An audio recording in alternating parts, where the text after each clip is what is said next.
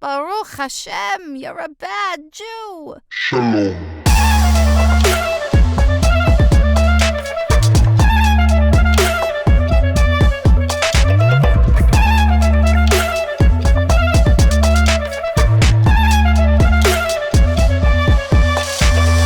You're listening to Bad Jew, the podcast where we are here to address the fact that you're not a bad Jew for being on your journey. With me today is Saul Blinkoff. Saul, welcome to the show. Thanks, Chaz. Thanks so much, buddy. Good to see you. Good to be here. And boy, that title really intrigued me because, you know, I hope people don't think, hey, if Saul Blinkoff's on this podcast, is he a bad Jew? And by the way, then I started thinking, wait, am I a bad Jew? Right, You know? right. But no, Saul, Okay. you're one of the kindest mensches I know. I mean, Okay, good. Whew. Well, thank God. You know, Okay. just for a little context here, I'll tell you guys a quick life story, and then I'll let Saul introduce himself. But back in 2019, I was working at Dave & Buster's in Hollywood, right? And I reached out to Rabbi Jack and Shira in Ashlit, and I said to them, "Hey, I really am looking for opportunities in the Jewish world. Can you help me?" Rabbi Jack and Shira introduced me to another member of Aish Torah named Richard Horowitz. Richard Horowitz had me come to Saul Blinkoff's Shabbat, and Saul welcomed me into his home without knowing me. And their Shabbat at their home, you can actually see his home. That's not a virtual background behind him. They are the most lovely, most peaceful, most wholesome Shabbat you could possibly imagine. Peaceful. I got 4 kids and a dog. What are you talking about? You're right. Well, the dog wasn't there at the time. That's right. It was wholesomely chaotic. That's how I'm going to describe it. Oh, that's awesome. And by the way, anyone listening, if you're ever in the LA area, hit us up. We would love to host you for Shabbat dinner. Just give me a day's notice. I'm on Instagram. Come find me. We love meeting new people and hosting you for Shabbos. So come and eat. I'll just tell my wife, honey, we're going to need like 15 challahs for the Shabbos, but we'd love to host you. And I mean, if anyone listening would love to come, we'd love to have you. And everyone listening and watching this right now just got a sneak peek as to just how generous Saul and the Blinkoff family is. Thank you. But that though, Saul, we want to know who you are. I think there's a lot of people out there who already know who you are. The Bad Jew Challenge is to tell your life story in 4 minutes. I'm excited to hear what you come up with starting now. Go for it. All right, well, hold on. I got to give a little preamble because if my wife were here or my kids would be like, there ain't no way my dad can talk anything in 4 minutes. My life story in 4 minutes. All right, here we go. So I grew up in New York and I loved drawing. I was going to be an artist. I saw the movie E.T. at 11 years old and it made me want to be a filmmaker, a director. Eventually, I saw the movie The Little Mermaid that said, oh, you don't want to just be in movies. You can draw in movies. You can combine your two passions, your love of filmmaking and drawing, put them together, animation. And that's when I had a dream as a junior in high school. I knew I wanted to be a Disney animator.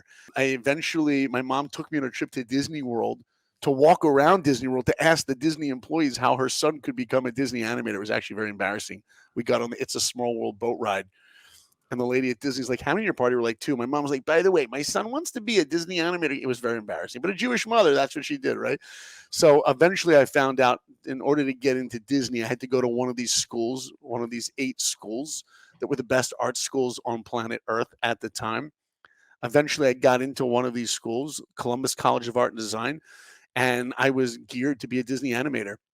Eventually a Disney representative came to our school, spoke to us in the auditorium. There were 700 students there that day, every freshman, sophomore, junior, and senior. And he looks out to us and he goes, how many of you want to be Disney animators? And every hand went up. And he goes, just so you know, out of the 700 of you in this room, maybe 4 of you will ever work there. That's how competitive it is. And I remember when he said that, I thought one thing, I wonder who the other 3 are going to be.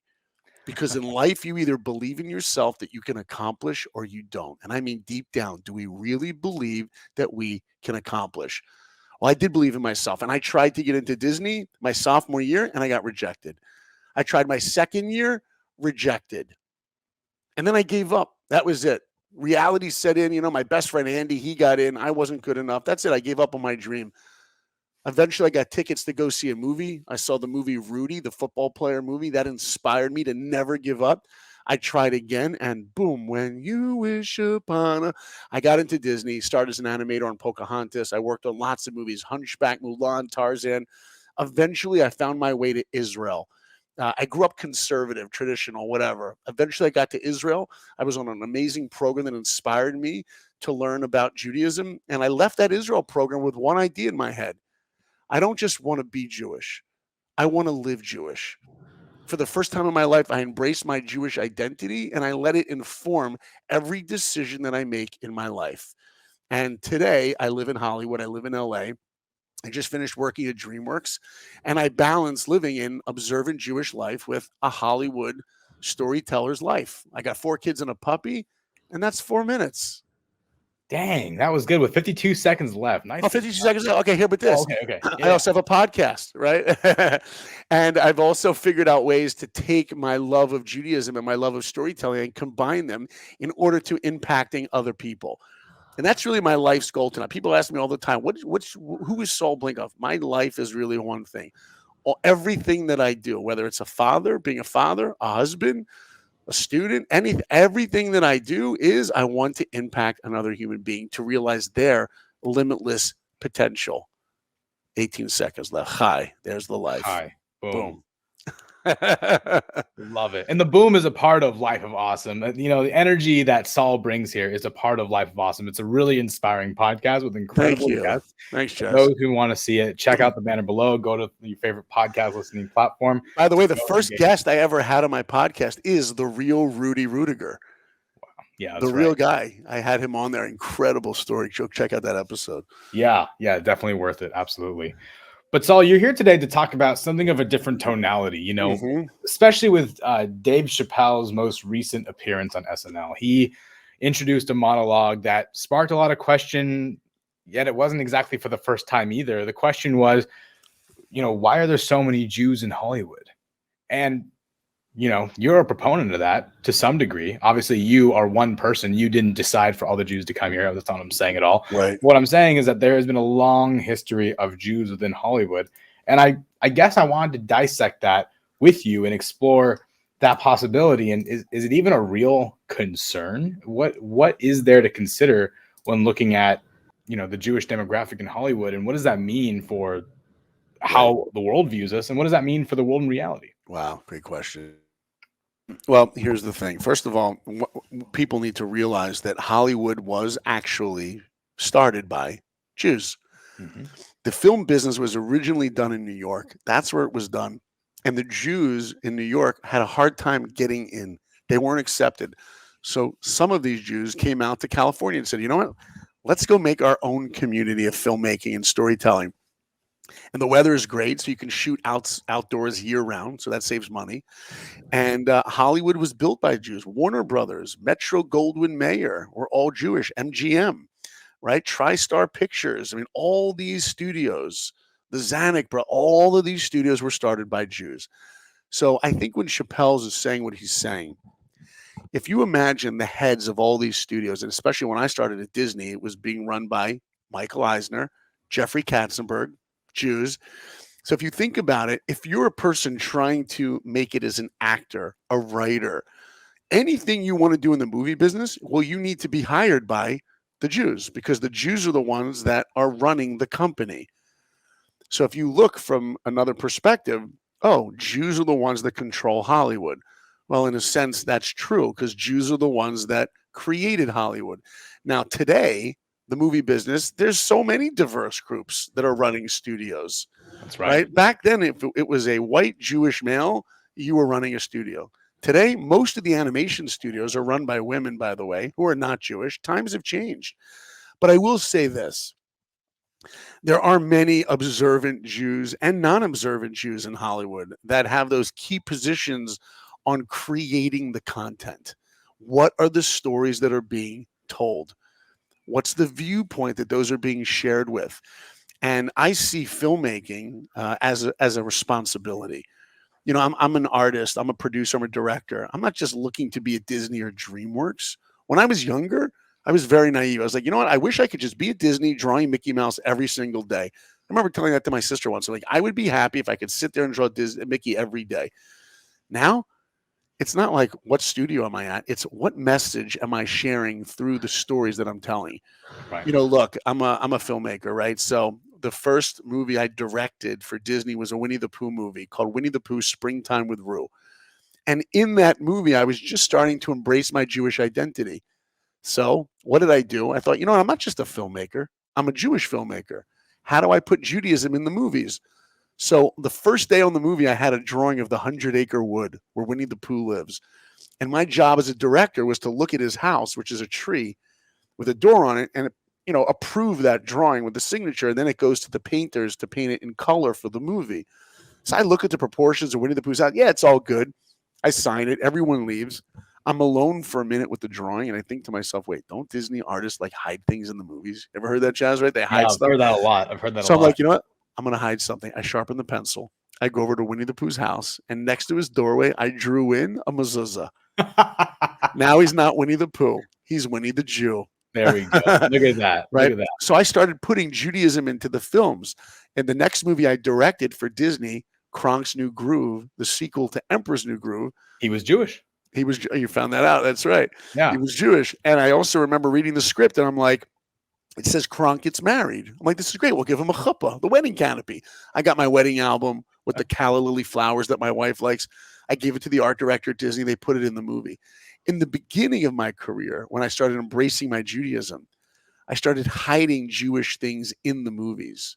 Wow. But as I matured as a filmmaker and as a Jew, I started saying, what are the values I'm putting into the movies, into the stories? What are those Jewish values?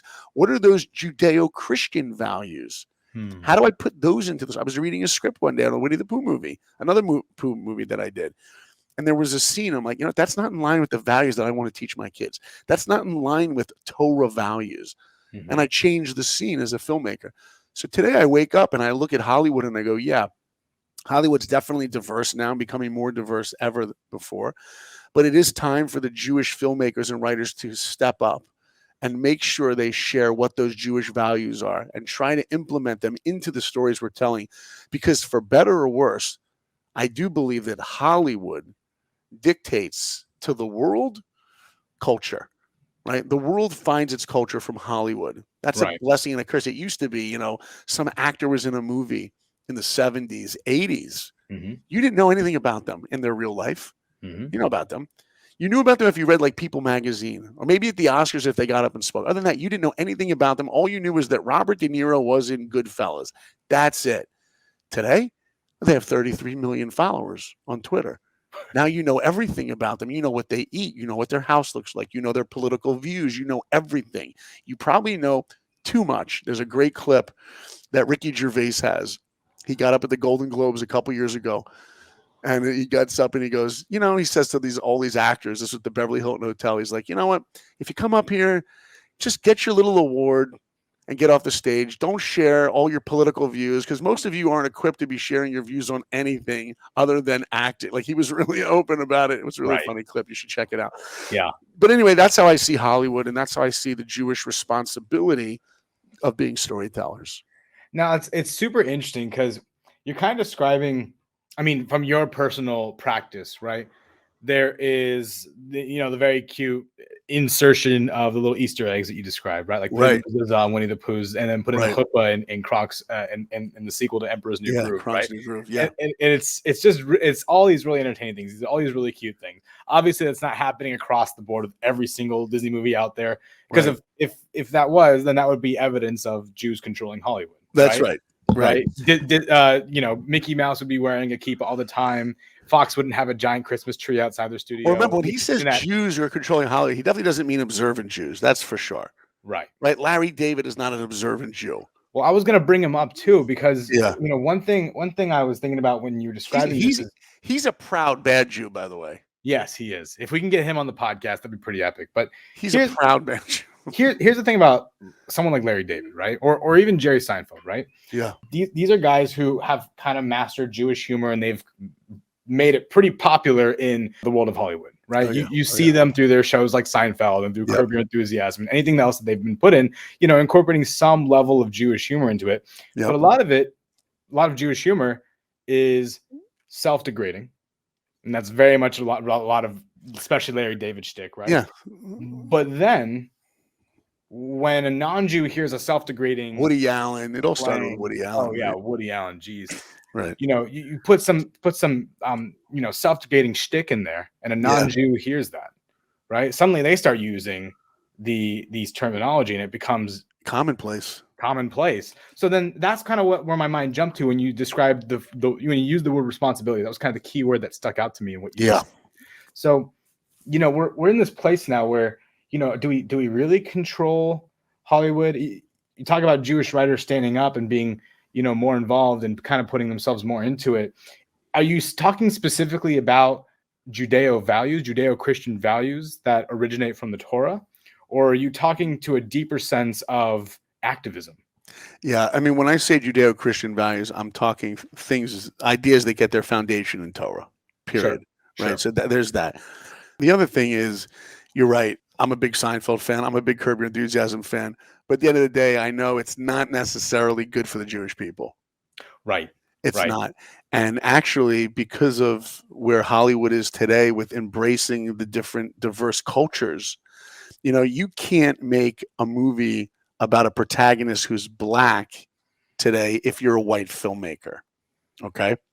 Because I mean, even Viola Davis came out and she was in the movie The Help. I think she won an Oscar, was nominated. I think she won an Oscar for that movie. Incredible movie about racism in the South. And she came out recently in the last year and said she regrets making the movie. And it was like, why do you regret making the movie? She goes, because the filmmakers were white. Right? So there's a feeling in Hollywood now that the only people qualified to tell certain stories are the people who are of that race, whatever it is. Right. Now, I can understand that from a perspective, or at least to get a filmmaker or a consultant to help you. When Pete Docter, I think he was the Disney Pixar director who made the movie Soul, which came out a couple years ago with great movie with a black protagonist. Well, they quickly realized at Pixar that if this movie is going to be respected, that they're going to need to have a black filmmaker. So they brought in, only towards the end of the movie, a black director to co-direct with the white director to say, yeah, we have credibility. So I understand that you have to have a consultant or whatever to lead it. But the good news for Jews is everything that comes out now for Jewish content, studios are taking seriously. They're waking up to the idea that you have to run it through some organization to let you know that this is authentic Judaism, because there's so much stuff out there that paints Judaism, especially observant Judaism, in a bad light. Absolutely. There's those Netflix specials that have like some woman growing up in Brooklyn in the ultra Orthodox community, and she leaves it because then there's the other one on Netflix. I can't remember the name. You probably the first one you're talking about is unorthodox. Right. There's that one. I remember that being a very engaging miniseries. Yeah. Right. So there's these kind of things. So now I have a dear friend, Allison Josephs. She runs an organization in New York called Jew in the City. Okay. And in her organization, she has formed a committee that Hollywood, she's met with Disney, Warner Brothers, DreamWorks, Fox, Netflix. They're all taking note of it. And now as new content is created that represents observant Judaism, they must go through this organization. Incredible. It's incredible. Look, I just got off a DreamWorks show, and here's me, white director over 40, who's helping direct a show that has a black girl in it, and I'm supposed to give notes on what her hair looks like. So I asked people on my show who are black, who are women, like, what do you think? And they're giving me such a perspective of things that I don't know. It was so invaluable. Well, now there's an organization that if you're doing anything with whatever culture it is, you got to bring that organization, tap into them to make sure it's authentic. So that goes for the Jews too. That's where that helps the Jewish people.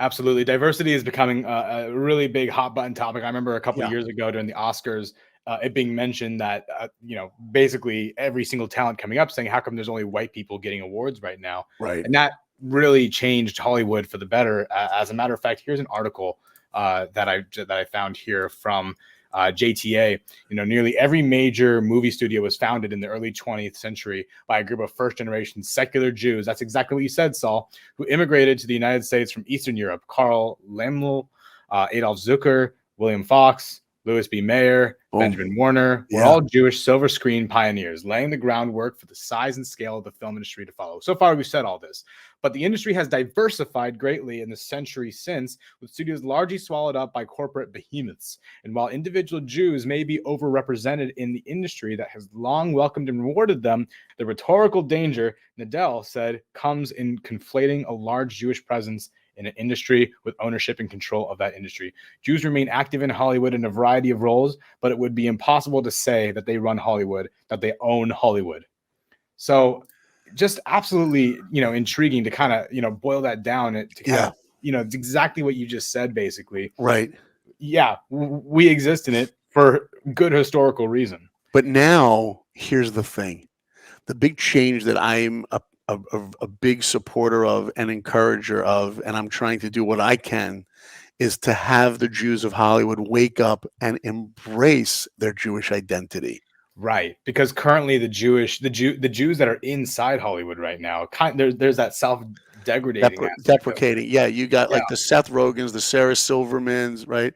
Don't even get me started on Seth Rogen. Jeez. Right, yeah. Right. Like, so these kinds, right? There's all these people that Judaism is a punchline, Yeah. And they and the problem is unfortunately a lot of them, and I hope this doesn't come off judgmental. I mean it in just in an understanding way. A lot of these self-deprecating, self-hating, whatever phrase you like, Jews, they really are ignorant. Their Judaism as an education stopped at Hebrew school, right? And by the way, most of them didn't pay attention to Hebrew school. I didn't pay attention to Hebrew. I went to Hebrew school. Mm-hmm. I hated Hebrew school. All I loved was I used to get to talk to girls and eat bagels. That's it. That's what I liked about Hebrew school. I wasn't listening when I was 15 about Jewish identity and values. Right. It was only later in my life that I had the opportunity to go to Israel and learn as an adult, well, how do I fit into the Jewish people? Right. So the problem is you have Jews that, for them, like I just told you what I just told you. What was my Jewish identity in Hebrew school? Talking to girls and eating bagels. Right. So imagine I'm a comedian now, and I'm standing on the stage. I'm talking about Judaism. What am I going to talk about? Girls and bagels. Right. That's basically Curb Your Enthusiasm, right? I mean, that's like that's what he's talking about, right? It's all those funny things from growing up, but only when we educate ourselves to what Jewish values really are, which of course is based in Torah and Jewish thought and Jewish wisdom. And so many sources of Jewish content today to understand what it is. I mean, Jordan Peterson, he's not Jewish. He understands what makes the Jew unique. Mark Twain, one of the greatest American writers in history, he understood. Winston Churchill understood what the essence of the Jew was. It was the Jewish mind. It was those Jewish values. And I think that what we need to do is encourage Jews in Hollywood today to, embrace your Jewish identity will come from understanding what Judaism really is, not just what you think it is. It's not just a punchline. Right. It's actually a purpose. It's not a punchline. It's a purpose. Only until recently did I see a show that, actually allowed for a Jewish character to simply be a Jewish character and represented it in a good light. Really? I've never heard of it. What is it? What I've never seen that. Yeah. So this show is The Patient. It's a mini series on Hulu, and it's with Steve Carell, who plays a therapist who happens to be Jewish and talks about the difficulties within his family. So there's actually a lot of representation in Judaism between conservative Judaism and Orthodox Judaism. Yeah. This is not a spoiler alert, so don't worry for those who are listening. The premise of the show is that Steve Carell, as a therapist, gets kidnapped by his patient who has much deeper issues than he revealed. And during captivity, Steve Carell's Jewishness, his character, comes out in this really big way. Now, obviously, by the way, just to flip this on upside down a little bit, you were talking about, Saul, how there needs to be some kind of representation from different minority groups if there's a certain minority actor on there. Steve Carell's not Jewish. Right. He's been called an honorary Jew by a lot of Jews, right? Now let's talk about that. Are you even allowed to have a non-Jew play a Jew? I have a feeling in 5 years that's not going to be allowed. But I have a feeling in 5 weeks that won't be allowed. Yeah. From what I can see here in my town in Hollywood. Right. Yeah, that's a big deal. That's a big deal. Look, there was Bradley Cooper. What was that controversy? There's some movie where he's supposed to play a Jew and they gave him a prosthetic nose. No. Yeah, look it up right now. Oh You, my God, you I got gotta to see check it out. There was this whole whole thing, and like it's whole Bradley Cooper, an Oscar nominee, whatever. And he was playing. It wasn't like Oscar Schindler, but it was someone of that caliber. Oh, you know what? It was a composer. Maestro. It was in Bradley Cooper's prosthetic nose in Maestro. Was it really necessary? Yeah. Right, Oh my God, right. I didn't hear about this. So he's playing. What was the role? Who's the composer? Yeah, it's Leonard Bernstein. Oh, Leonard Bernstein. There you go, Wow. Leonard Bernstein. So, oh my God, I didn't see this. I just looked it up. That's honestly just humiliating and terrible. Right, Yeah, right, very degrading. Yeah. right. What, you couldn't find a Jewish actor to play that role? Not only that, but you had to give him a nose. I don't Right. understand. Like, I'm sorry for Netflix. Go ahead and look at me for a second. Does Yeah. my nose look abnormal to you? No, It's just normal. yeah. It's a pretty nice nose, Chad. I'm just saying. Thank you. Can you look at your nose too? Hold on. Well, a second. I'm not as blessed as you, but you know, It's fine. it's nothing. fine. See, he was nice. He said fine. Yeah, but like you don't have to add some crazy Right. prosthetic Right. to emulate a Jew. Exactly. Exactly. So Just, times are different. Times are changing. Look, here's the other thing. Yeah. While I embrace diversity, and I do think it's important that different cultures are able to see themselves in the protagonists, in those characters on films, I also think we have to be careful. And I'll tell you what I mean. I think, and you could probably look this up, I think Hollywood put out some rules, I think it was about a year ago, where they came up with the new guidelines for a movie that's going to be, if it wants to be accepted as a potential Oscar nominee for Best Picture. Did you see this? No, I haven't seen this. You didn't see this? So there's these guidelines, and the guidelines, the way I remember them, and I have to check it out to make sure it's actually accurate, but it's something like you have to have, someone of color as a main character in the movie. You have to have an LGBTQ, as a main, whatever. Everyone has to be represented in a movie if it's going to be considered to be an Oscar Best Picture. Intriguing. So while I embrace diversity and I think it is important that people have to be represented in their stories, I don't think everyone needs to be represented in every story. Right. And specifically, I was thinking the other day, if somebody wanted to make, let's say there's a World War II veteran who's alive right now.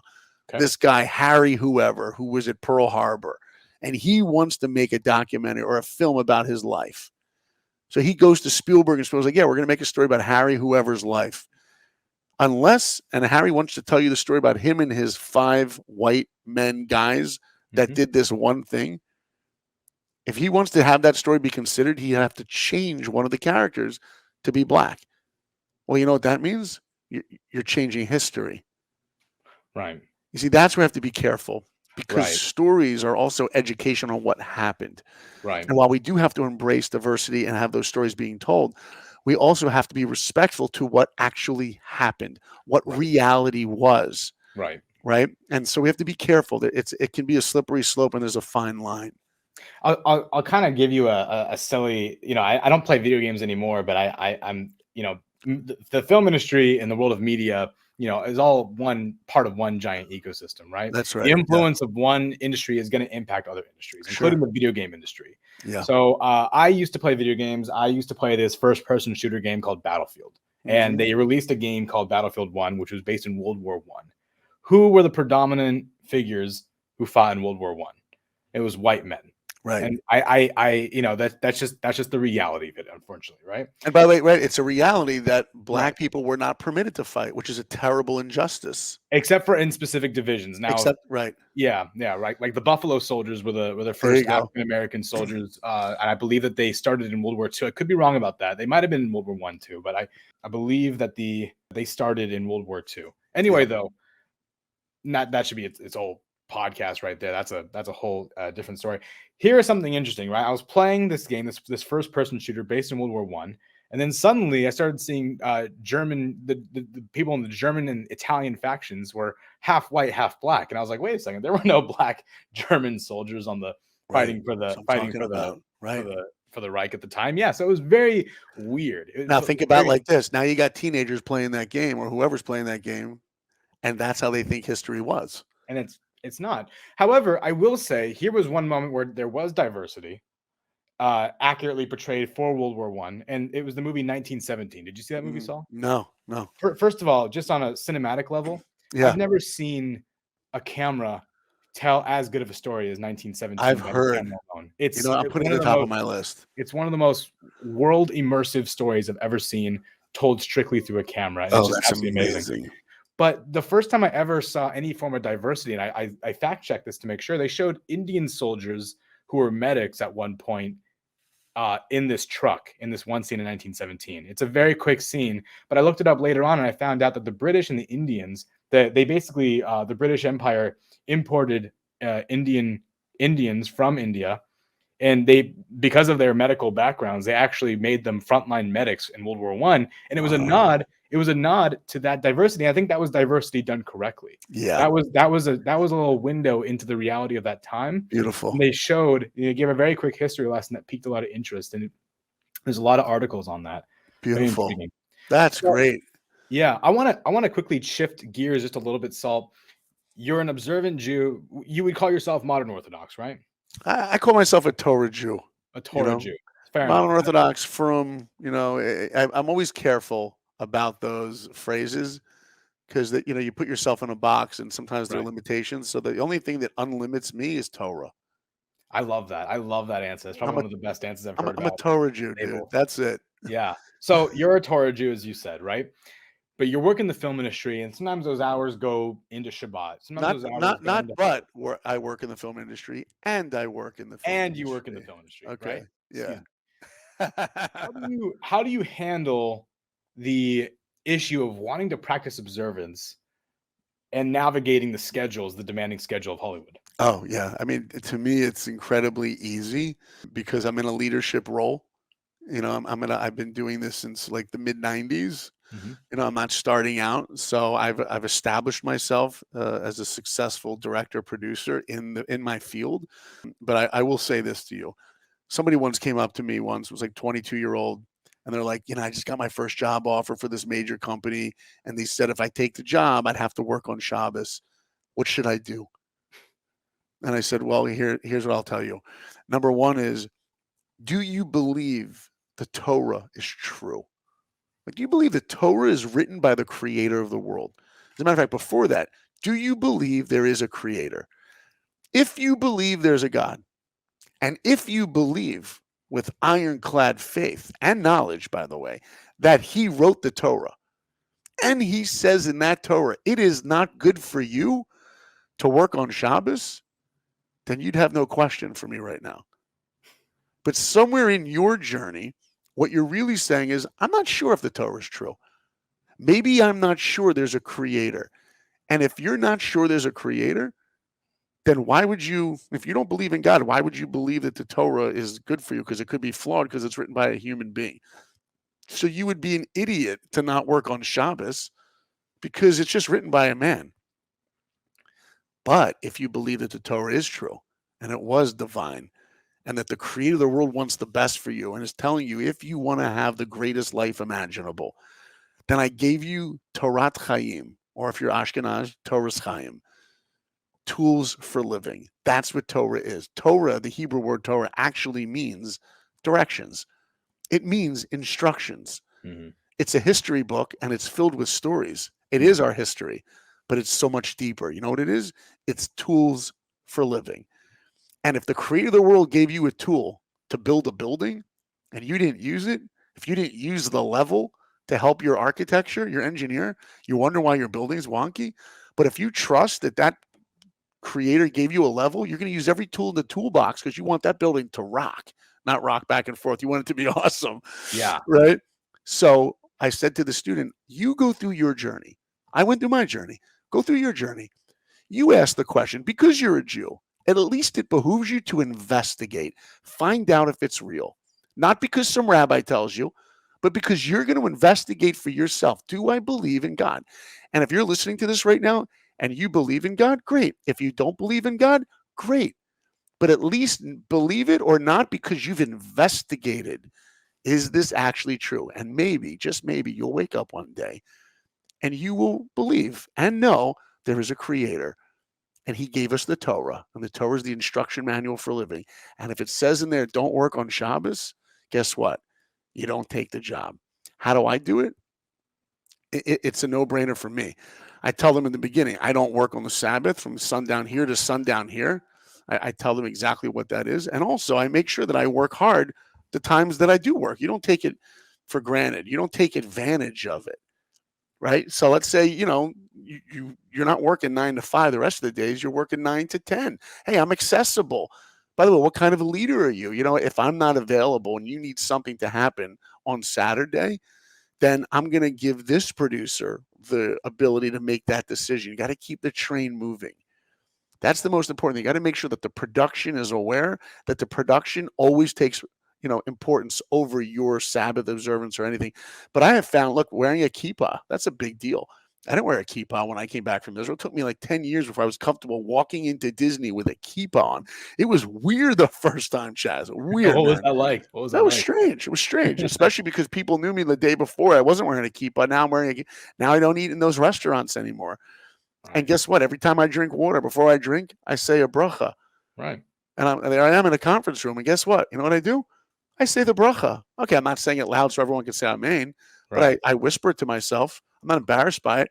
And many times I've been at a lunch meeting where, I say, guys, I have to say an after blessing. I'll meet you in the car. I'll meet just a minute. I just got to say this real quick.